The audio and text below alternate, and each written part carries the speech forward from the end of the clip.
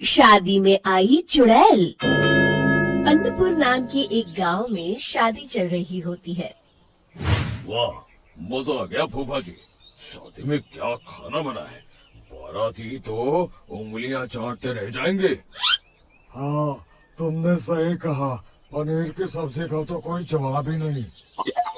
दूसरी तरफ पंडित जी फेरों की तैयारी कर रहे होते हैं कि तभी वहाँ एक चुड़ैल आ जाती है।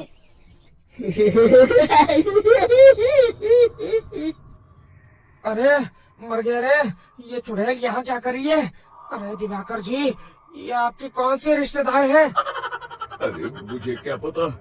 क्या भाग्यवान, कहीं ये तुम्हारे मायके से तो नहीं आई है?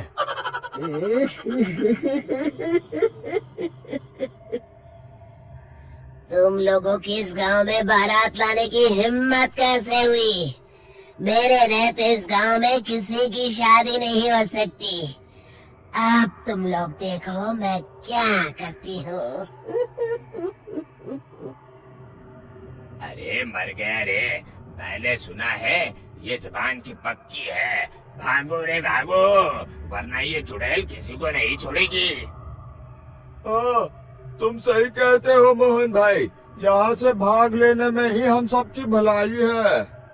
देखते ही देखते शादी के मंडप में भगदड़ मच जाती है और चुड़ैल सब कुछ उजाड़ कर रख देती है।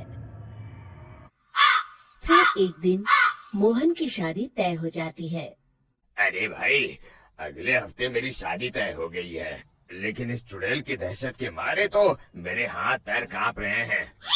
अरे मोहन, तुम्हारा दिमाग तो खराब नहीं हो गया? तुम अपने साथ साथ हम सब गांव वालों को भी बलि का बकरा बनाना चाहते हो? उस चुड़ैल के रहते तुमने अपनी शादी के बारे में सोच भी कैसे लिया? देखो गोपाल, डर तो मुझे भी लग रहा है, लेकिन उस चुड़ैल के डर से मैं जिंदगी भर कुंवारा तो नहीं रह सकता। तभी वहाँ मोहन के होने वाले ससुर आ जाते हैं। अरे ससुर जी, आप देखो, अब तक मैं तुम्हारा ससुर बना नहीं हूँ और शायद बनूंगा भी नहीं। ये आप क्या कह रहे हैं? मैंने तो शादी का कोड भी सिलवा लिया है। मैं अपनी बेटी की शादी किसी अच्छे गांव में कराना चाहता हूँ। तुम्हारा गांव तो भूतिया गांव है। मैं तो क्या, अब तो कोई भी अपनी लड़की इस गांव वालों को नहीं देगा। इस तरह चुड़ैल के डर से उस गांव में किसी की भी शादी नहीं हो पाती। फिर एक दिन गांव के जमींदार अपनी बेटी की शादी करने का विचार करते हैं, लेकिन चुड़ैल के डर से उनकी भी हिम्मत जवाब दे देती है। अगर मेरी बेटी की शादी तय समय से नहीं हुई तो मेरी नाक कट जाएगी। मुझे कुछ करना ही होगा। एक सलाहकार के कहने पर जमींदार काशी से एक बहुत ही नामी तांत्रिक को अपने घर बुलवाते हैं, जो भूत चुड़ैल को पकड़ने में माहिर माना जाता था। जमींदार साहब, आप चिंता मत करिए। इस गांव की सीमा में प्रवेश करते ही मुझे उस चुड़ैल के बारे में सब पता चल गया था। आप उसे जल्दी से जल्दी कैद कर लीजिए ताकि मैं अपनी बेटी की शादी कर सकूं।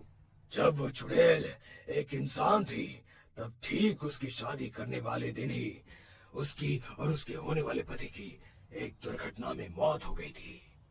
उसका होने वाला पति आज भी भूत बनकर जंगल में भटकता है। इसलिए जब तक चुड़ैल की शादी नहीं हो जाएगी, वो किसी और की भी शादी नहीं होने देगी। ये आप क्या कह रहे हैं? अगर वो भूत भी हमारे गांव में आ गया, तब हमारा क्या होगा? ये आदमी बीच में बहुत बोलता है, इसे बाहर निकालो। उसके बाद तांत्रिक बताते हैं कि अगर उस भूत के साथ चुड़ैल की शादी करा दी जाए तो वो चुड़ैल हमेशा हमेशा के लिए उस गांव को छोड़कर चली जाएगी। जमींदार साहब, आप अपनी बेटी की शादी की तैयारी शुरू कर दीजिए। मैं कुछ गांव वालों को अपने साथ लेकर उस भूत को ढूंढने जंगल की ओर जाता हूँ। इस तरह जमींदार निश्चित होकर अपनी बेटी की शादी करवाने लगते हैं, लेकिन तभी वहाँ चुड़ैल आ जाती है। मैंने तुम गांव वालों को समझाया था ना कि इस गांव में कभी कोई शादी नहीं करेगा। लगता है तुम लोग मुझे हल्के में ले रहे हो।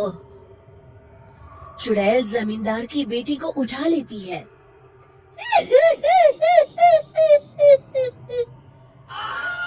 अब देखती हूँ बिना दुल्हन के तुम लोग शादी कैसे करोगे। मैं इसे अपने साथ ले जा रही हूँ।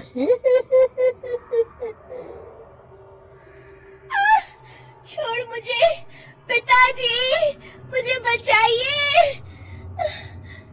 अरे कोई मेरी बेटी को बचाओ। तभी तांत्रिक उस भूत को लेकर वहां पहुंचता है। अरे भाग्यवान, रुको, इन मासूमों को परेशान मत करो, मैं आ गया हूँ, अब तुम मेरे साथ चलो।